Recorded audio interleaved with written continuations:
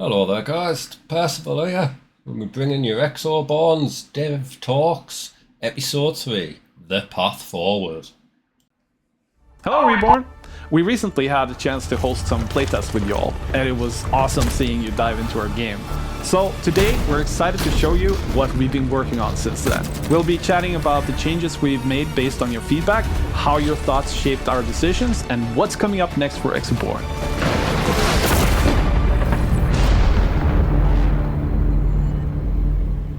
So I'm here with a few of the devs, and they're going to talk about what we've been working on. And I'm here with Martin, Gustav, and Petter. Let's jump straight into the first question. What is Exoborne?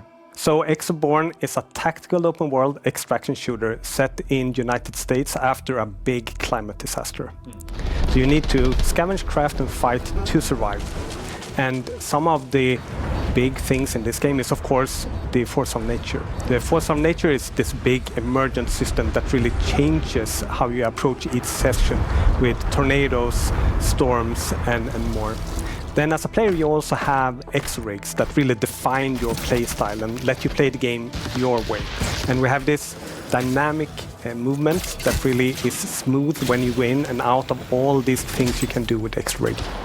Speaking about feedback, feedback is, of course, an integral part of our work here at SharkMob. Getting the community's input and important voices, that is like vital for our process, and we're super grateful for the community when they share their different opinions, whether it's positive or they feel negative about something.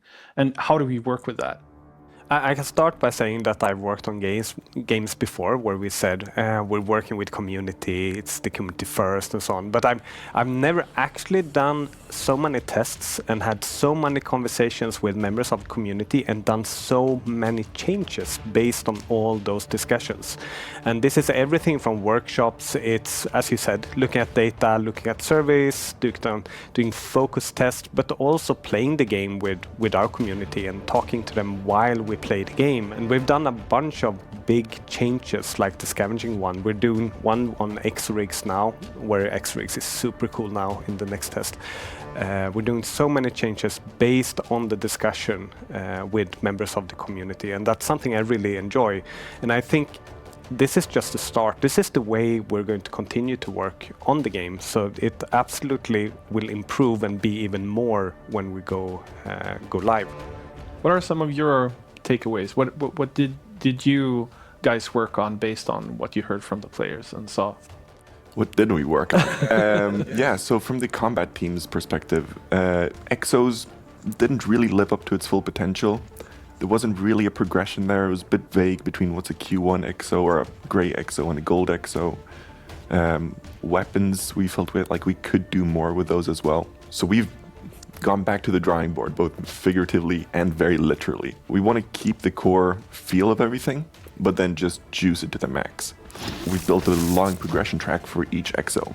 And I think that wouldn't really work unless we said, well, the Exo rigs that you now work really hard for, you unlock and craft, they're now permanent. You don't lose those when you die. They're like stuck to your body. But everything in your backpack, everything you're wearing, everything in your loadout, sorry, you're losing that. So for weapons, we're doing a huge change where weapons previously had different tiers. And now we're actually removing these tiers and focusing more on weapon mods to give them more power. This is, of course, a big change that's coming for the next playtest, and it's a blast to play with because the gameplay is slightly more different, especially as you get to late game where you can be a little bit more powerful now and especially have more variation in your loadout choices. Is there something that you remember seeing that maybe surprised or maybe even delighted you that the community felt that we then could implement? Maybe an idea that we got from the community, or maybe something that stood out that this is a good idea. This is something we want to do in Exoborne. Oh, I mean, in the first test I mentioned scavenging, and I think I've been open with this before, but I remember talking to, we had some people playing it, and they're like, scavenging is trash. As a dev, it's never something you want to hear about your game. It's like, no. It's like you break down a little bit. But then And what part of scavenging didn't work, and how have we changed it? So I'd say sort of everything. Everything from where we placed items to how you interacted with taking up those items to what the items did. So through the entire game, it's been changed. Yeah. So we have more items. I think we have 100 times more items, actually. It's incredible. The entire UI for how you interact with those items have been modified. We created more interiors where we could place the items to create more interesting locations. We have a much more different sort of containers that you can interact with, and they're also contextualized in the locations, and what you can sell them for and how they're balanced. Like everything changed based on that feedback that we got. But this is more than a year ago. So it's been in the game for a while, but still being improved, of course. We have a vision for the game. We know what type of game we want to make, but for almost everything we create, there are variants of that you can do. So one of my favorite things, because I ended up being on the winning team of that discussion thanks to the community, was that we were discussing internally what to do with the grappler. Should it be something some exos had? Should it be something everyone had? Should you always have it? Should you have to mod it? And there was no right or wrong in that discussion. Like, there were many viable points from all over our team on what we should do with the grappler. But when people outside of our team started playing it, they set the expectations that we needed to live up to, and it became clear that they thought it was more fun if they always had their grappler. So that settled that internal discussion for us. Now we knew this is how we're going to do the grappler. In my case, we needed, since I'm responsible for the team that works on that, we needed to look at the tutorial, we needed to look at onboarding after the recent test, because we saw people were missing some things, and it's up to us to kind of make sure it gets taught to new players in a good way. So that was perfect lessons to see, okay, what are people picking up on, what are they missing, and how can we make that experience better for new players. And we did that together with the community based on how they interacted with the game. So that is super essential feedback for us. But I think, bar none, like the biggest piece of feedback we got from our latest test was players not really understanding parts of the game or finding aspects clunky. So we've put a big strike team on just the user experience of the game. Yeah. On the user interface, the menus, and really almost redoing that from the ground up in some areas. So in the next test, it's going to be a way more streamlined experience. Modding your exo is going to be way easier. Loadout management, even just getting into a game. It's all been optimized. Yeah, I think that's one of the things that I really like when working the way we do, because we see things that work really well. And I think all the movement we have, the fluid movement, the dynamic movement, works way better than I think we set out to believe in the beginning. Like years ago, when we had this dream of emergent systems and you could move freely, we thought it would be cool, but I think it ended up better than expected, actually. So that's cool. So we've done even more things, and that's why we looked at the exos to add more core abilities that had sort of dynamic movement tied to them. It's because it's also why we're looking at all these slide to shoot kind of things, just to get this fluid movement. So we come up to a section where we need to talk a little bit about the, let's say, pitfall and challenges. So for example, if I'm not PvP first oriented, can I still play Exoborne if I like to participate in the story of the world and so on? So we've got 3 different maps, which sort of have 3 different difficulties. And even if you mainly want to play PvE, you want to go through the narrative, get all the collectibles, if you stick with main art, it's going to be a more chill experience. And yeah, there will be a risk-reward loop, because even if a bodkin bandit kills you, you will lose what you have. However, the risk won't be as high, and likely neither will the reward. I think it's important to say that we have the marketplace, or we have player trading, basically. So if I find something really good, I can sell it to Martin, or I can sell it to Gustav as well. So if Gustav wants to spend a lot of time doing a specific activity that he likes, he can still get the cash from it to be able to buy something good from me, for example. So we have a full economy between players that enables players that have a more low risk playstyle to do it for a longer time to compensate to get things. And let's talk also about how different players when they get into Exoborne, because not just like we have persistent servers, we have a live service game where people start playing on different periods of time. How do we ensure that a player that comes late into Exoborne won't just simply face an insurmountable situation? So the answer to that question is a little bit technical because it's about matchmaking, especially for new players that haven't played the game before, that are coming in.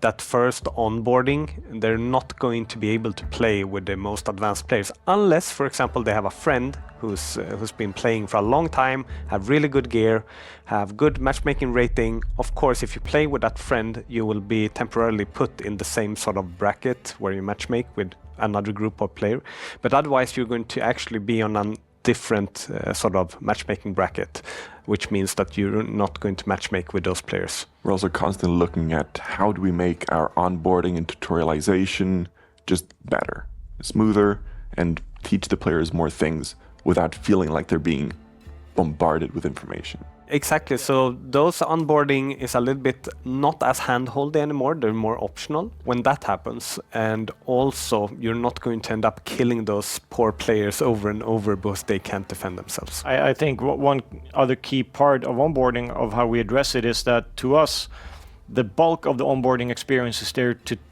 teach you what you're expected to do. Not exactly how to do it, because that's up to you. And a lot of people know this in advance, and they just move through it because they played games like this before.